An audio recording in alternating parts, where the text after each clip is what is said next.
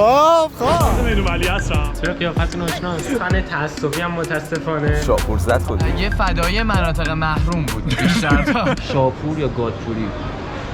هیچ کدوم. اصلا تو اون ویدیو یوتیوبی هم بگوی نسل یک نسل ای کاش اینا بخش شنیدم چاقالا میگیرم فاز گاد و فلان، فکر نکن خبریه. پوری نسبتا قوی‌تر بود آخرش. ایول پس تو با اینکه فن تعصبی ملتفت پوری و دوکی اصلا یه چیز دیگه است. گادپوری یه سوتی کشید بیرون از شاپور. آکیو مثل بچگیمه و عکس بچگیشون رو نشونم داد. پیش ما مدرسه بودم. داداشم بازار ادبیات بازاری شده.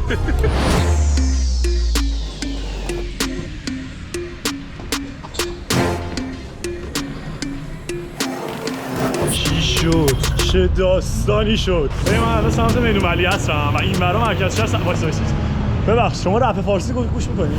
بیف پوری شاپور دنبال کردی؟ نه پوریو میشناسم، شاپورم میشناسم. بیفشون رو مثلا داستانی بود. اوکی مرسی روز خوبی داشتید. میگم من سمت مرکز شهرم ولی عصر و اینا و اینجاها اصلا هنوز دستم نیومده که با برم کجا مصاحبه کنم با کیا مصاحبه کنم چون اکثرا اصلا رپ گوش نمیدن. اون آدمی که من پرسیدم الان 7 نفر اگرم گوش میدن قدیمی گوش میدن. خیلی جالبه. حالا نمیدونم بریم جواب سوالامون رو بگیریم. تو اتوبوس داریم نمیشه مصاحبه کرد.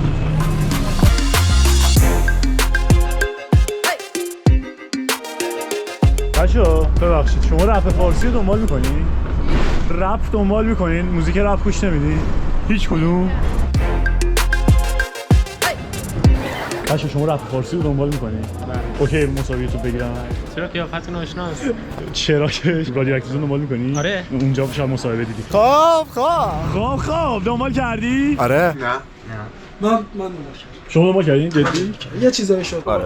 تا همین آره. همین الان داشتم کیسه شاپور رو گوش می‌دادم. تا کجا شنیدین تا کدوم ترک؟ شیب مرگ. تا شیه مرگو شنیدم. یادم آخریشو که عجل بوده شنیدم. خب عجل آخریش بود دیشب دوباره 2 تا دادن. دیشب نه. خب پسر بیف پوری شاپور رو دنبال کردی؟ نه بابا نه؟ من اصلا رپ دنبال نکنم باور کن. خب برو داشتن یکی دیگه بیف پوری شاپور مانی بیا اینجا. ایشون تاثیرش اوکی نبود پخشه. شما دیشبیه رو نه هنوز نشیدم تا اون شاپور فکتو بعد فکتش هنوز فکت بعد فکت هم دوباره شیب مرگو داد پوری. آخری پوری رو نشیدین. آره نه مانی بیا اینجا.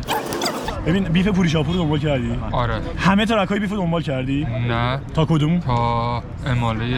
ای بابا دنبال نکردی. حالا اب نداره کی زد به نظرت؟ 100% فدایی. فدایی؟ بچه پیروزی فدایی. فدایی اصلا ترک نداد. مگه شاپور فدایی با هم دیگه نبودن؟ بابا شاپور و فدایی با هم دیگه تو ترک معمولی با هم بودن. دیس ترک رو فقط شاپور داد الکیو. اونو گوش ندادم. برو بابا برو تو هم برو.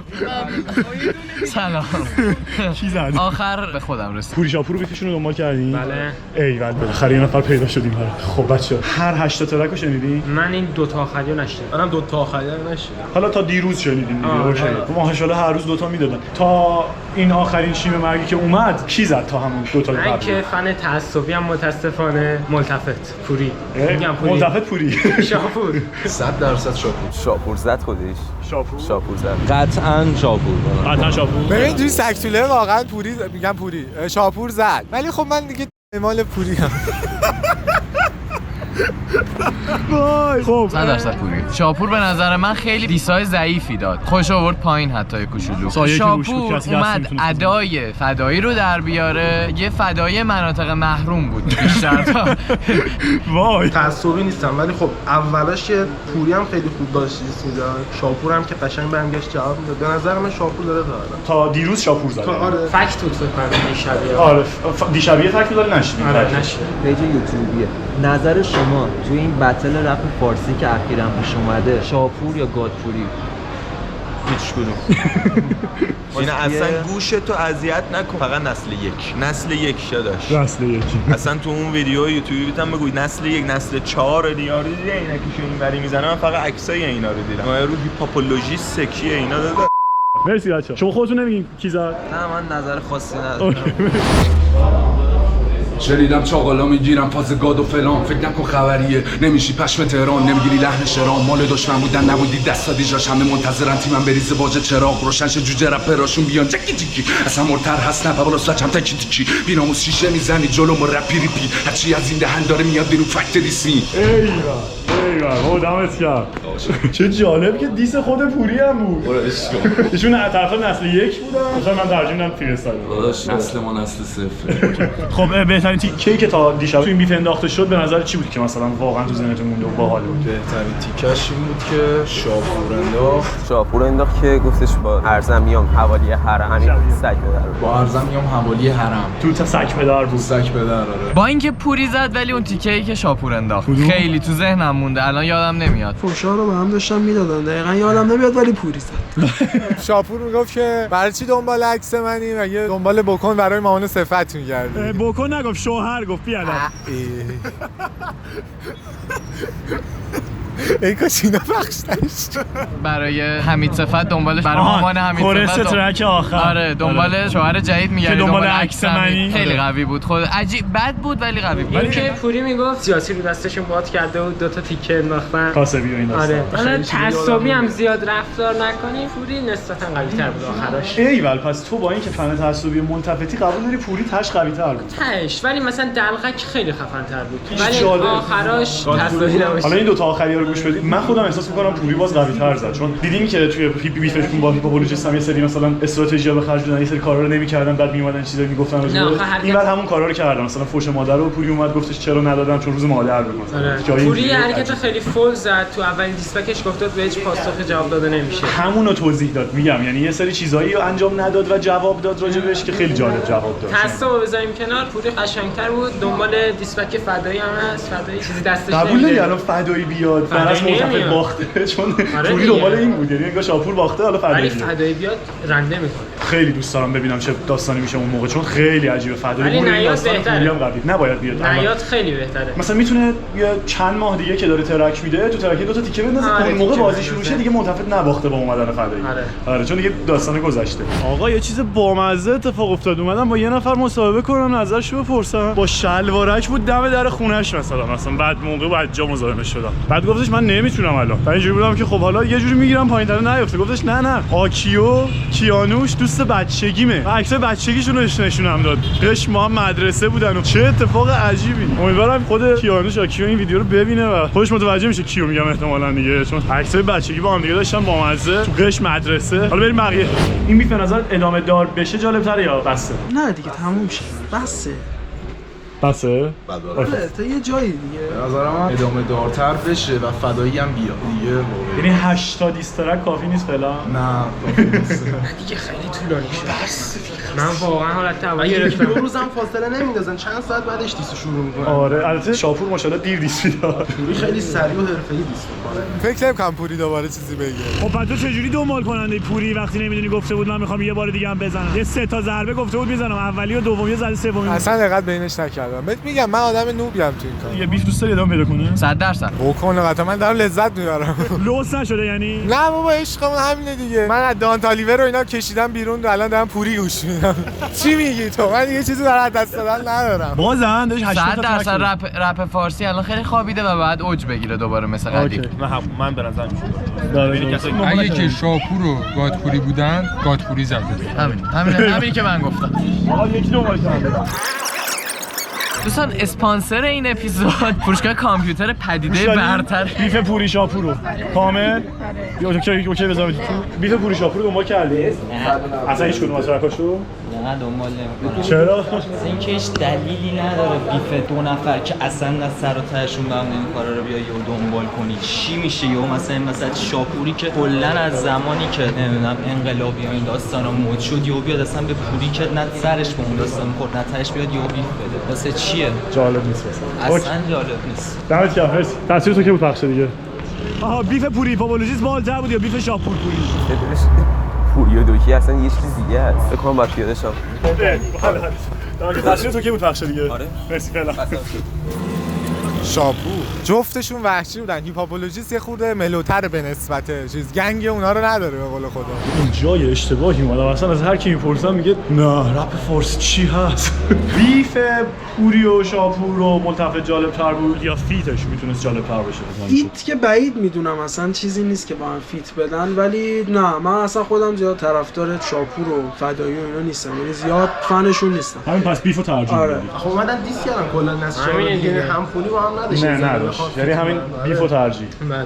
حالا شما میگین ادامه دار نشه، یعنی ترجیح نمیدین دیگه ادامه داشته نه دیگه خیلی فکر کنم تا الان 8 تا دقیقاً 8 تا شد. خیلی زیاد شد. بره واسه چند موقع خیلی بهتر میشه. بیفه بهتر. آره. اصلا سایدی آخه به هم نمیخورن. فقط سبکی یه ذره به هم میخورن، جفتشون لاتی منشه رو دارن تو ترک. آره. بیفشون 100% خیلی جالب‌تر باشه. اون نسل 4 رو بالاخره. اوکی. قدیمی‌ترم. گوش دادین بیف پوری و شاپورو؟ آره من یه دهه 60 ام. دهه 60 که مثلا از بهرام شروع کرده، از این چیزا شروع کرده، کارا رو با این تم گوش داده. بعد دیگه فکر می‌کنم این نسل 4 دیگه تمومه دیگه. من خودم به عنوان یه شنونده دارم یا مخاطبی که حالا پیگیر بودم کاملا گوش دادم یه سری کارهای خارجی ایرانی فکر می‌کنم الکیه، بعد بذاریمش کنار. این سر کامل بذاریم کنار. یه چیز جدیدتر می‌خوام. من واقعا به نوبه خودم اولش به وجد اومدم با کارهای نسل 4 به وجد اومدم. واقعا به وجد اومدم. دیریلو دوست داشت دیگه آره واقعا. دیگه تکراری می‌دونی من خودم دنبال چیزی هم که همیشه یه چیز جدید بشم، یه ریتم جدید، دنبال ساختار موزیک. درست. ایول مرسی، خیلی لطف کردید. خوشحال شدم صحبت کردم. روز خوبی داشتید. جالب. ببین یعنی تو دنیای خودمون جوان‌تره داره میچرخه ها. رپ جایی از بیف هست که مثلا بگی وای راستی اونجا شو دیدی اینجای بیف اینجوری بود. یعنی یه چیزی که مثلا تو ذهنت نوشته دوست داشته باشی بگی. نه ولی ترک آخری فکر کنم اسمش شیب مرگ بود. شیب مرگ پوری بود. میگفت فدای اینو تیکش تو اینستا دیدم، میگفت ملتفت شیب مرگ نیست، خودش افتاده تو شیب. آره ملتفت افتاده تو شیب مرگ. کورسش خیلی ناموسی ازش بگیری هیچ کاری نمیتونه بکنه. فوش مادر. آره. با عجله که بدون فوش مادر داد. اون روز مادر.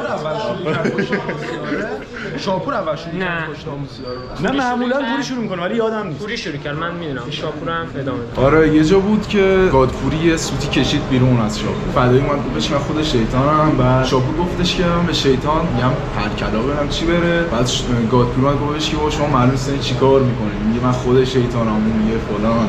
با این حال کردم خدایی من که خودم ملتفتیم. وای راست میگم من اینجاش نفهمیده بودم. چه جالب. یعنی انگار شاپور فدایی رو دیس کرده بعد پوری رو کشید بیرون. آره پولینو کشید بیرون. آره خودی زده بود دیگه یه جوری. یعنی فدایی میگه من شیطانم، شاپور گفتش که به شیطان میگم پرکلاقی بره. آره مثلا بشی پاشو بره. جالب بود. پشمام نشیده بودم خودم، حواسم نبود. فقط بیشتر حال کردم با الان اون فلو و پانچایی که پوری میزد. قبل از اینکه بیف رو دنبال کنی بیشتر طرفدار کدوم بودی؟ بیشتر پوری گوش میدادم. ایول دمت گرم، مرسی. روز خوبی داشته باش. بچه‌ها دمتون گرم. تصویر همه اوکی پخش دیگه. آره این دیبایتی هم پخش می‌کنه. دیبایتی باشه. من اصلا کجا پخش میشه؟ ایول دمتون گرم بچه‌ها. تصویرشون اوکی بود پخش. آیدی میدی از همون رادیو اکتیو. ببین بگم همین تموم شد. دمت گرم. مرسی. تصویرت هم اوکی بود پخش دیگه. روز خوبی داشته باش. کاش میشه تصویرتون هم باشه، جالب شد. مرسی. روز خوبی داشته باش. پاساژیران همه رو گرفتم. پاساژ جمع کردم. آره. طبقه دوم رفتی؟ آره. تموم شد. می‌خوام معرفی کنم بیشتر بگیری. زیاد شده اصلا ویدیو طولانی میشه. دمتون گرم.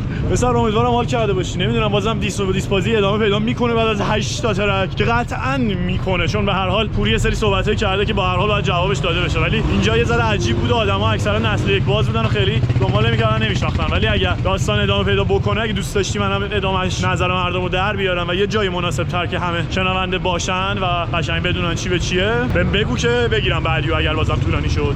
نظرت هم بهم با این حال کردی یا نه؟ فعلا شک.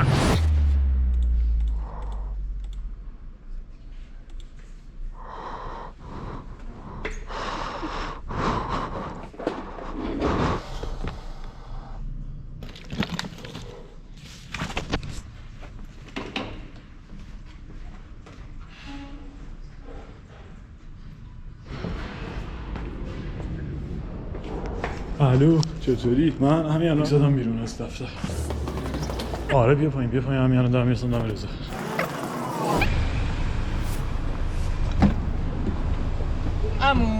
عمو سلام. نوکرم. خسته نباشی. نوکرم داداش. تو روز رفتی بازار کلام بازاری شده. آقا یوتیوبه بازار باشه داداش. ستونم داداشم بازار. شاید چند روزه میاد بازار سر کار. ادبیات بازاری شده. من تنها شاگردی هم اونجا که ماشین دارم، همه با سی جی هم.